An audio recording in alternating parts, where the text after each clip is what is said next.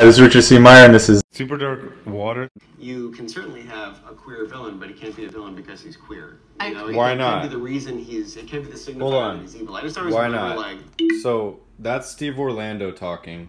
He wrote Batman the Shadow, which I reviewed. He's talking about you can't have a villain be queer, and the reason that he is a villain is because he's queer, or like... one of the defining villainous factors is that he's queer. You can't do that. He's saying you can't do that. She's validating it. Bitch, did you just assume my gender? They're all agreeing with him. Listen, this is like total fascism. This is a terrible example because who would expect this movie to deliver something nuanced, but Rambo, the most recent... Why does everyone laugh at Rambo not being nuanced? That's one of the best films of our time. Okay. One, it was like, you know, he's fighting some Southeast Asian dictator who is already... Someone look up how much money Rambo made and then get back to me. You know, a murderer and a totalitarian, but of course he's also a gay child molester, you know, with this protracted scene where he's... What does he mean, of course he's also gay? So he's talking about how the villain in Rambo was a gay child molester? Why does he say, of course? There's not a whole lot of villains that are gay child molesters now, like, thinking about it. Like, that's not like a basic trope of a supervillain or a villain. About to, you know, do something bad to some young-looking villager, and Rambo comes in and, like, rips his throat out, you know? And, like, to me, that, obviously, without saying, that's not what we need.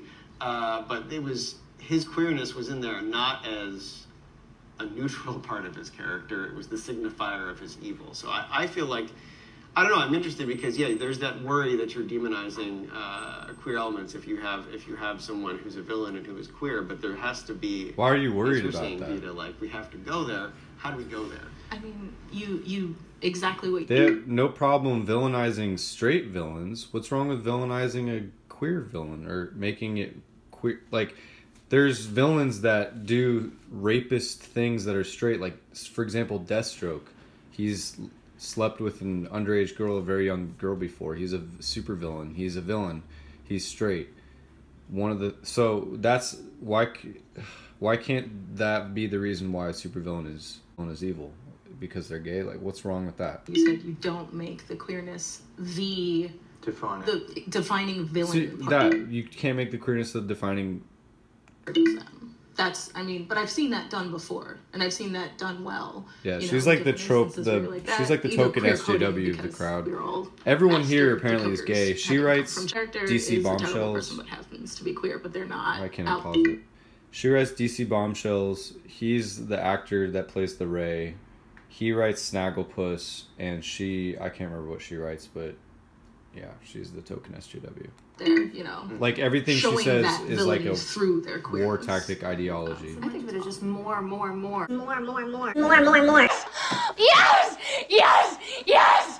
Oh! I mean, just so, you know, each queer relationship stand in for all queer relationships. Okay, listen to this character girl. Won't have to speak to every She writes experience. DC Bombshells. And, you know, I guess the finish line in my brain is where it gets to the point that, you know, cis het, you know, white male. You're fucking a white male! Is no longer the default. They no longer has to be like, well, why is this character a woman? Well, why does this character have to be queer? Well, why does this character have to be black? Where it's no longer having to argue, you know, well, because people exist. I mean, I feel like that's a pretty basic answer.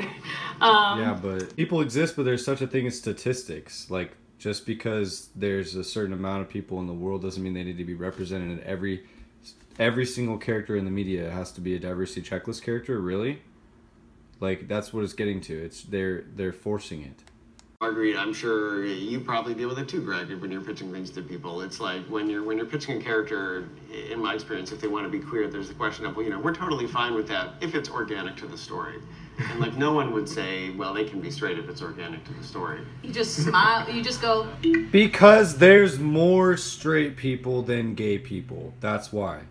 So what's the problem with that? Of course people are asking, well, okay, if you're going to have a character be a quadriplegic or someone in a wheelchair, why would, for example, because there's people that are out there in wheelchairs, why would you say that it's a good idea no matter what to have superhero be that. No, obviously you'd question like, okay, why is the superhero quadriplegic? Why are they in a wheelchair?